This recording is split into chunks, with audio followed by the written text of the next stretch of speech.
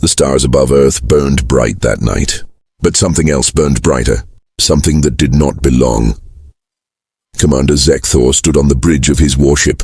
His eyes glowed with pride. Behind him, 300 battle cruisers floated in perfect formation. They had come from across the galaxy. They had conquered 12 worlds. Earth would be the 13th. "This will be easy," Zekthor said to his crew. "Look at them. They still use primitive rockets. They fight with metal bullets. They are children playing with toys." His second officer nodded. "Shall we begin the invasion, Commander?" "Yes, send the first wave. 20 ships. That should be enough." The crew laughed. 20 ships to conquer an entire planet. It was almost insulting. But that was the point. Earth did not deserve their full strength. The 20 ships broke formation. They descended toward Earth like falling stars. Inside each ship, 50 Krillian warriors prepared for battle. They checked their plasma rifles. They activated their armor shields. They had done this 1,000 times before. 3 minutes to landing, the pilot announced. The warriors stood ready. They were tall, nearly 8 feet. Their bodies were built for war. On their home planet of Krill, they were the strongest species. Nothing could defeat them. 2 minutes to landing. Through the windows, they could see Earth growing larger. Blue oceans, green lands, white clouds. It looked peaceful, beautiful, weak. 1 minute to landing. The ships entered Earth's atmosphere. Fire blazed around the hulls. The warriors did not flinch. They had seen fire before. They had walked through it. They feared nothing. The ships landed in a field outside a human city. The landing ramps opened with a hiss. Smoke poured out. The warriors began to march forward. Commander Vexnar led the first group. He was a veteran of 50 battles. He had killed 1,000 enemies. He stepped onto Earth's soil with confidence. Then something happened. His leg buckled. Vexnar stumbled. He caught himself. "What?" He tried to take another step. His legs felt wrong. Heavy, like someone had attached weights to his bones. He looked down at his feet. They were sinking into the soft ground. Behind him, other warriors were having the same problem. They stumbled. They swayed. Some fell to their knees. "Stand up," Vexnar shouted. "We are Krillian warriors. We do not fall." But they did fall. One by one, the mighty warriors collapsed. Their weapons dropped from their hands. Their armor, which felt light on Krill, now felt like a crushing weight. "My chest," one warrior gasped. "I cannot breathe. My bones," another cried. "They are breaking." Vexnar tried to stay standing. Every muscle in his body screamed in pain. He activated his communicator. "Commander Zekthor, something is wrong. Very wrong." From the warship above, Zekthor watched in confusion. His holographic display showed all 20 landing sites. At every single location, his warriors were on the ground. Not fighting, not conquering, just lying there. "What is happening?" Zekthor demanded. "Report." "Commander," Vexnar's voice came through, weak and strained. "This planet, the gravity, it is crushing us." "Gravity? Impossible." "Our sensors measured Earth's gravity. It was only slightly higher than Krill. The sensors were wrong. Or we calculated wrong." "Commander, we cannot stand." "We cannot fight. We need immediate evacuation." Zekthor's proud expression faded. He pulled up the data again. His science officer looked at the numbers. Then his face turned pale. "Commander," the science officer whispered, "I see the problem. When we measured Krill's gravity, we used our standard units. But Earth's gravity, it is not just slightly higher. It is 3 times stronger than Krill. 3 times. The words hung in the air like a death sentence. On Krill, the gravity was weak. The Krillian people had evolved in a light gravity world. Their bones were hollow, like birds. Their muscles were built for quick movements, not for carrying heavy weight. In their own environment, they were powerful. But here on Earth, their own bodies were their prison.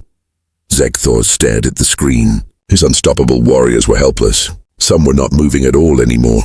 Their hearts could not pump blood against Earth's crushing gravity. They were dying. "Recall all ships," Zekthor ordered. "Get our warriors off that planet now." But it was too late for many. As the rescue ships descended, human military forces began to arrive. Tanks rolled across the fields. Helicopters circled above. Soldiers approached with weapons ready, but they did not need to fire a single shot. The mighty Krillian Empire, conqueror of 12 worlds, had been defeated by something they never considered. Earth's gravity had done all the work. General Marcus Stone stood in the command center, staring at the screen in disbelief. Satellite images showed alien ships scattered across 6 continents, but the aliens were not attacking. They were not moving. They were just lying there, sir, Lieutenant Davis said. Our ground forces have reached the first landing site. You need to see this. The screen switched to a live video feed from the field. What General Stone saw made no sense. Dozens of alien warriors were sprawled on the ground. Some were on their backs. Some were on their sides. Their weapons lay scattered around them. A few were trying to crawl, but moving only inches at a time. Are they dead? Stone asked. No, sir. They are alive, but they cannot stand up. Stone leaned closer to the screen. One alien was struggling to lift his arm. It took him 10 seconds just to raise it a few inches. Then the arm fell back down with a heavy thud. What kind of trick is this? Stone muttered. A soldier on the ground approached one of the fallen aliens carefully. His rifle was raised, but the alien did not react. It just lay there breathing heavily. Its eyes followed the soldier, but its body did not move. The soldier nudged the alien's leg with his boot. Nothing happened. He nudged harder. Still nothing, command. The soldier's voice came through. I think they are stuck. Stuck. Stone repeated. Yes, sir. It is like they cannot move. Should I help him up? Another voice cut in. It was Dr. Sarah Chen, the base scientist. She'd been studying the data all morning. General Stone, do not touch them yet. I think I know what is happening. Explain, Doctor. Sir, I analyzed their body structure from the satellite thermal scans. These aliens have very light bone density, much lighter than humans. I believe they come from a planet with low gravity. When they landed on Earth, our gravity became too strong for them. Stone's eyes widened. You mean Earth's gravity is crushing them? Exactly. Imagine if we landed on a planet with 3 times Earth's gravity. We would not be able to stand either. Every movement would be exhausting. Our hearts would struggle to pump blood. That is what is happening to them right now. On the screen, more aliens were visible now. One alien was trying to reach for his weapon. His hand moved in slow motion. It took him 30 seconds to move his hand just 6 inches. Then he gave up, gasping for air. A human soldier walked up to the alien's weapon and picked it up easily. He examined it, then looked down at the struggling alien. This is weird, the soldier said. Back on the Krillian warship, Commander Zekthor was in a state of panic. His communication channels were flooded with distress calls. Commander, Squad 7 cannot evacuate. They are too weak to reach the transport ship. Commander, Squad 12 needs medical help. 3 warriors have stopped breathing. Commander, the humans are surrounding our positions. Zekthor slammed his fist on the console. How did this happen? How did we not know? His science officer pulled up more data. Commander, I have been reviewing our initial scans. We made a critical error. We measured Earth's surface gravity, but we compared it to Krill using the wrong reference point.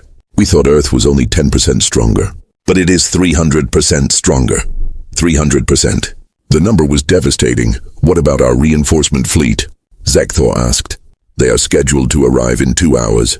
The science officer's face went pale. Commander, we must warn them. If they land on Earth, the same thing will happen.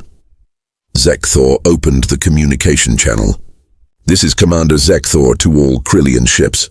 Do not land on planet Earth, I repeat, do not land. The planet's gravity is lethal to our species. We are evacuating immediately. But before he could finish, another voice interrupted. It was Admiral Thurgax, commander of the reinforcement fleet. Zekthor, what is this nonsense? Gravity? You are telling me that gravity defeated our warriors? Admiral, I'm serious. Our warriors are helpless. We cannot even stand on this planet. You must turn back. Impossible. I am bringing 2,000 warriors. We will finish what you failed to start. Admiral, please listen. The communication cut off.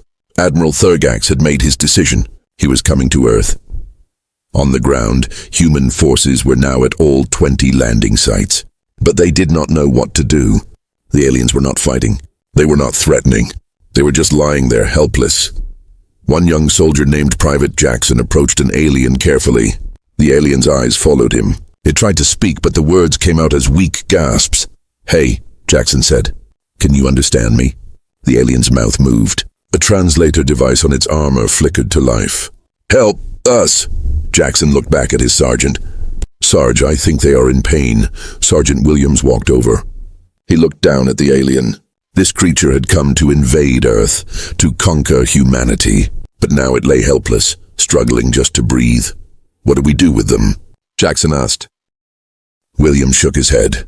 I have no idea, kid. This was not in the training manual. Above them, the sky began to glow again. More ships were entering Earth's atmosphere.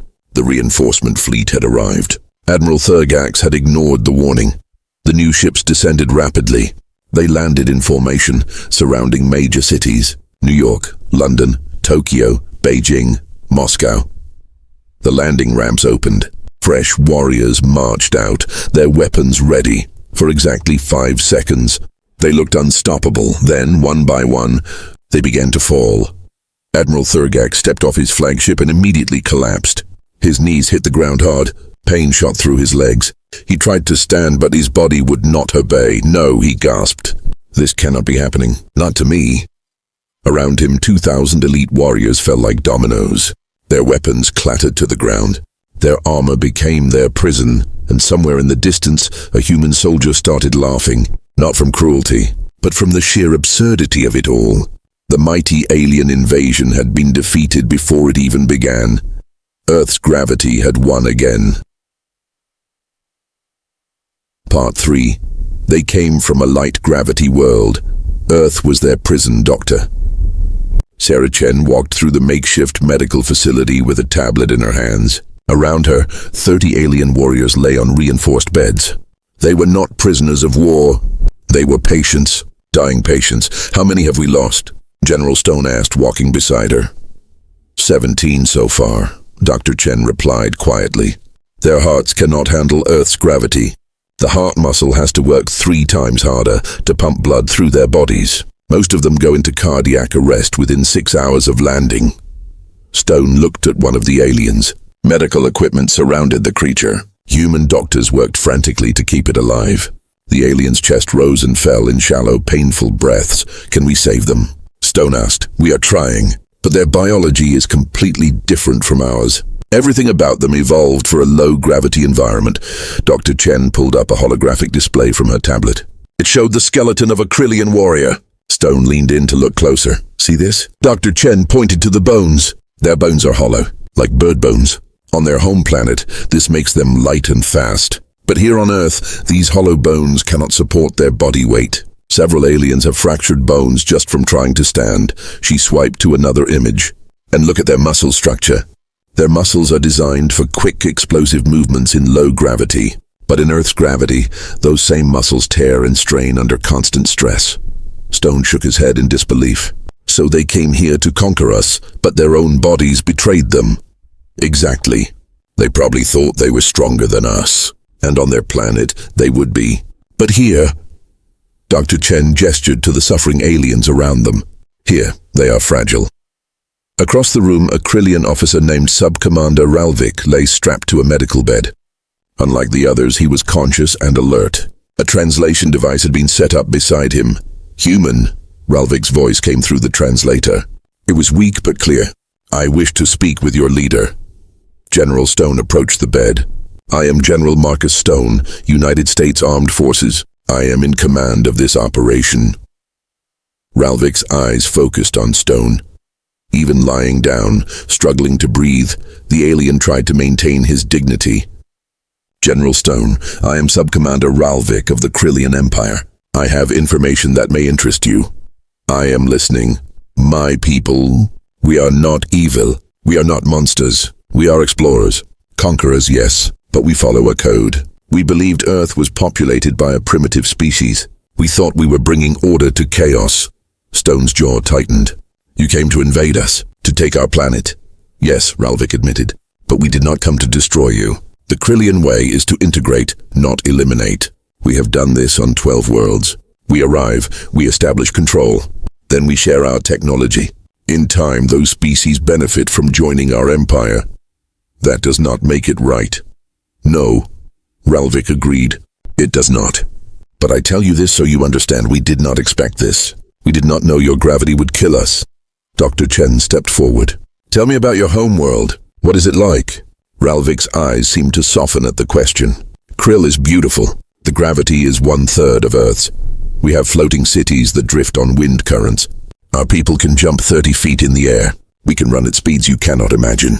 We built an empire because we were fast, strong, and fearless. But only in your environment, Dr. Chen said. Yes, only in our environment. We have conquered other low-gravity worlds, moons, space stations. We never attempted to invade a high-gravity planet before. We thought we had calculated correctly. We were wrong. General Stone crossed his arms. How many ships are in your invasion fleet? 320 ships. 16,000 warriors. Ralvik paused, his breathing labored. But they are all useless now. None of them can land on Earth without suffering the same fate as us. Good, Stone said coldly. General, Ralvik continued, there is something else you must know. Admiral Thurgax is on the surface. He is the fleet commander, and he is not like me. What do you mean? I am a soldier. I follow orders. But Admiral Thurgax, he is prideful, arrogant. He will not accept defeat. Even if he cannot conquer Earth, he will not leave with his honor destroyed. Dr. Chen felt a chill run down her spine. What are you saying? Ralvik looked directly at General Stone. I am saying that if Admiral Thurgax believes he cannot win, he will make sure Earth cannot win either. Explain. Every Krillian flagship carries an atmospheric converter weapon. It is designed to change hostile atmospheres into breathable air for our species. But if reversed, it can destroy a planet's atmosphere completely, strip it away layer by layer until nothing remains. The room went silent. Stone's face went pale. Are you telling me he has a weapon that can destroy Earth's atmosphere? Yes, and if he activates it, all life on Earth will die within 72 hours. The Admiral is desperate, General Stone, and desperate commanders make terrible decisions.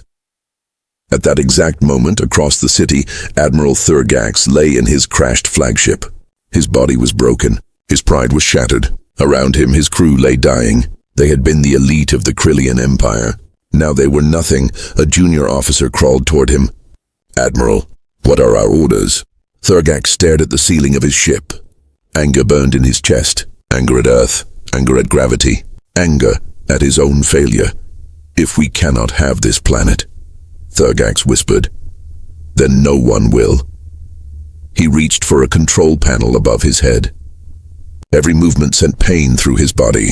His fingers fumbled with the buttons. Finally, he found what he was looking for, the atmospheric converter weapon. His finger hovered over the activation button. One press. That was all it would take. One press and Earth would begin to die. Admiral, please, the junior officer begged. There are billions of innocent lives on this planet. They should have surrendered, Thurgax said. They should have bowed to the Krillian Empire. This is their fault, not mine. His finger moved closer to the button. In the medical facility, alarms suddenly blared throughout the building. Red lights flashed. Soldiers ran in every direction. General Stone grabbed his radio. What is happening? A voice crackled through. Sir, we are detecting a massive energy buildup from one of the crashed alien ships. Whatever it is powering up fast. Dr. Chen looked at Ralvik. Is that the atmospheric weapon? Ralvik confirmed, his eyes wide with fear. He is really going to do it. He is going to kill us all. General Stone's mind raced. They had tanks, fighter jets, missiles. But could any of that stop an alien weapon they did not understand? And even if they destroyed the ship, would that stop the weapon or trigger it? How much time do we have? Stone demanded. Ralvik closed his eyes, calculating. The weapon needs 10 minutes to reach full power. After that, Admiral Thurgax can activate it with a single command. Once activated, it cannot be stopped.